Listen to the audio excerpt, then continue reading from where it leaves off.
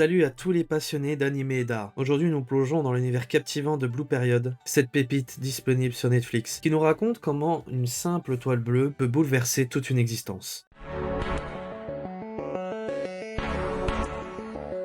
Ce qui rend vraiment cet animé si spécial, c'est sa capacité à nous faire ressentir ce moment précis où l'art frappe comme la foudre. Première œuvre bleue de Yatora Yaguchi, représentant Shibuya au petit matin, c'est le point de départ d'une métamorphose. Concernant le studio, l'auteur et les contextes de sortie, Blue Period est l'adaptation du manga de Tsubasa Yamaguchi, publié depuis 2017 au Japon. L'anime a été produit par le studio Seven Arcs et est sorti en octobre 2021 sur Netflix, comptant 12 épisodes qui couvrent les 25 premiers chapitres du manga. Ce qui est particulièrement intéressant, c'est que Yamaguchi a elle-même étudié les beaux-arts, apportant une authenticité rare aux défis artistiques représentés. Le manga d'ailleurs a été récompensé par le prestigieux prix Manga Kodansha et le Taisho Awards en 2020, témoignant de sa qualité exceptionnelle. Concernant l'importance culturelle, donc dans la culture japonaise, l'entrée dans les universités d'élite représente un enjeu social majeur. Blue Period nous plonge dans le monde ultra compétitif de l'admission à la TUA, la Tokyo University of the Arts, l'école d'art la plus prestigieuse du Japon, où moins de 1% des candidats sont acceptés. Il veut rejoindre cette école d'art car c'est la seule école publique au Japon, d'où le taux d'admission qui est très faible. Sa famille n'ayant pas les moyens de payer une école d'art privée, c'est donc sa seule chance de rejoindre cette école. L'œuvre s'inscrit dans la tradition des récits d'apprentissage japonais, mais se distingue par son exploration profonde du monde de l'art contemporain et de ses contradictions, entre expression personnelle et conformité aux attentes académiques. Concernant l'analyse narrative, si on peut s'intéresser à la structure de l'histoire, la narration de Blue Period suit une progression linéaire mais rythmée par les étapes clés du pouvoir artistique de Yatora. Il y a la découverte initiale, donc la révélation face au tableau bleu et cette vue de Shibuya, l'apprentissage fondamental au club d'art du lycée, la préparation intensive, donc avec les cours du soir, les prépas, etc.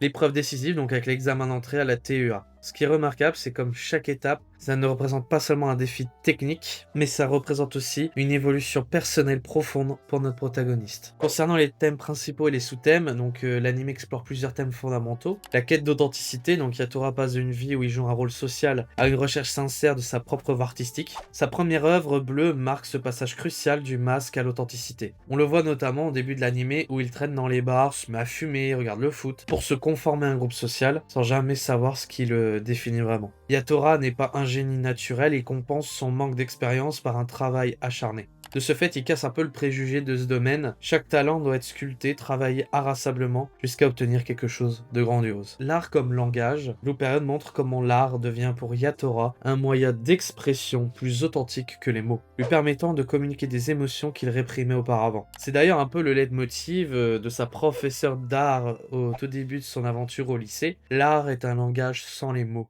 Exprimer ses émotions, ses relations à l'autre à travers la technique. Et la symbolique est importante aussi. La couleur bleue elle-même est chargée de symbolisme. Le titre fait référence à la période bleue de Picasso, mais représente aussi l'état émotionnel initial de Yatora, dans la mélancolie, le vide existentiel, sa vision nouvelle du monde, voir Shibuya en bleu quand personne d'autre le voit ainsi, la fraîcheur de son regard de débutant non encore formaté par les conventions, attention à l'art d'examen et aux conventions classiques de l'art. Au niveau de l'analyse des personnages, si je peux porter une brève analyse, Yatora Yaguchi, c'est vraiment une métamorphose artistique. La force de Blue Period réside dans l'évolution psychologique profonde de son protagoniste. Yatora commence comme un lycéen performant mais vide, portant un masque social. Sa rencontre avec l'art déclenche une quête d'authenticité qui transforme toute sa perception du monde. Ce qui est fascinant, c'est d'observer comment son regard évolue. Au début, il ne voit pas vraiment le monde qui l'entoure. L'art lui apprend à observer les détails, les nuances, les émotions y compris dans sa propre famille. Il remarque pour la première fois les mains calleuses de sa mère témoignant de son dur labeur au quotidien.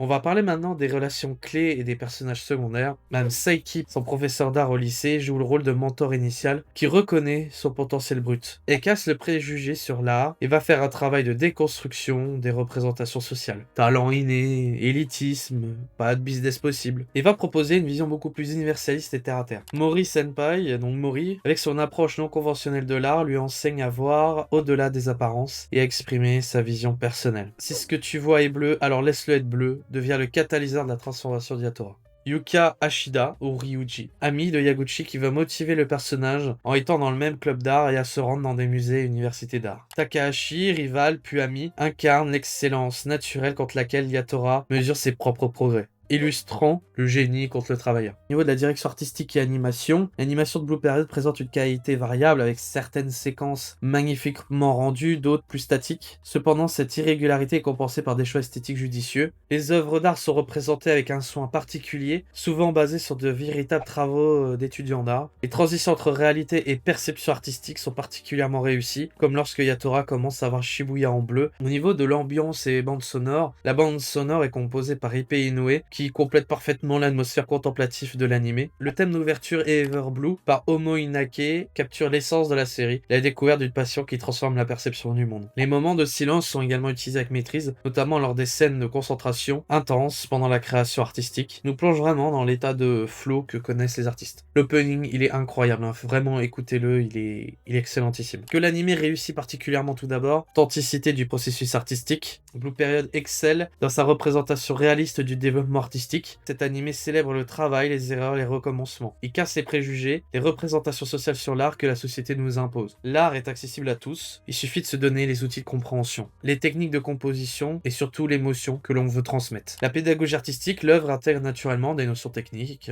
composition, perspective, couleur, sans jamais tomber dans le cours magistral ennuyeux. Et enfin, la dimension psychologique. La transformation intérieure de Yatora est rendue avec une subtilité remarquable, montrant comment l'art peut devenir un vecteur de développement personnel. Ce sentiment d'existence qu'il ressent au début de l'anime nous parle un peu tous en réalité. Le plus important, c'est de trouver une activité qui nous est propre, qui nous appartient réellement. Bon, les défauts et les points faibles, c'est le rythme qui est un peu inégal. Certains épisodes s'attardent sur des aspects techniques au détriment du développement narratif. Les épisodes où il est en prépa d'art, notamment, je trouve que Yatora est un peu torturé par son art avec des périodes de doute. Là, cette période-là est un peu lente, je l'avoue.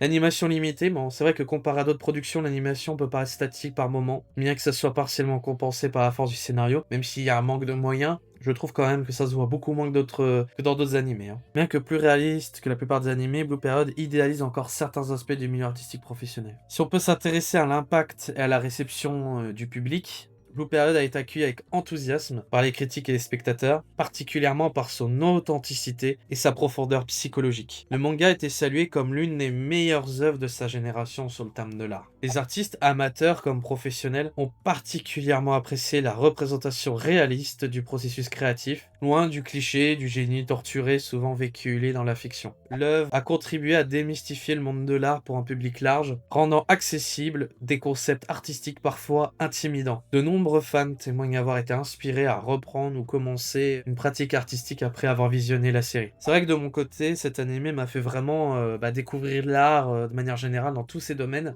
J'ai pu aller dans des musées des beaux-arts, notamment ceux de Lille et de Lyon, qui sont exceptionnels. Mais j'ai pu y découvrir des tableaux, des sculptures incroyables qui m'ont profondément marqué. Pourquoi Blue Period mérite d'être vu? C'est pas seulement un animé sur l'art, c'est une œuvre sur la transformation personnelle, la découverte de soi et la persévérance. Sa force réside dans sa capacité à nous faire ressentir l'impact transformateur que peut avoir une passion authentique. L'anime nous rappelle que l'art n'est pas réservé à une élite douée, mais accessible à quiconque est prêt à observer le monde différemment et à travailler avec acharnement. La première toile bleue de Yatora symbolise parfaitement ce message. Ce n'est pas la technique qui fait la valeur de l'œuvre, mais l'authenticité du regard et de l'émotion. Mais alors à quel public il s'adresse, vous allez me dire? Eh ben, tout simplement, moi je trouve que Blue Period, ça s'adresse particulièrement à des passionnés d'art, les adolescents et les jeunes adultes en quête de leur voix, mais aussi toute personne intéressée par les récits de transformation personnelle, de dépassement de soi. Même sans connaissance artistique préalable, le spectateur est guidé à travers les concepts techniques, rendant l'œuvre accessible à tous. C'est vrai que Blue Period, ça nous rappelle que l'art n'est pas seulement une question de technique, mais c'est de regarder l'art à travers le monde. Et regarder le monde à travers l'art. À travers le parcours de Yatora, nous apprenons que la plus grande œuvre d'art que nous puissions créer, c'est peut-être nos propres vies. Et vous, quelle couleur donneriez-vous à votre période actuelle? N'hésitez pas à partager vos impressions sur Blue Period dans les commentaires. Et si vous êtes artiste, racontez-moi comment cette série a résonné avec votre parcours créatif.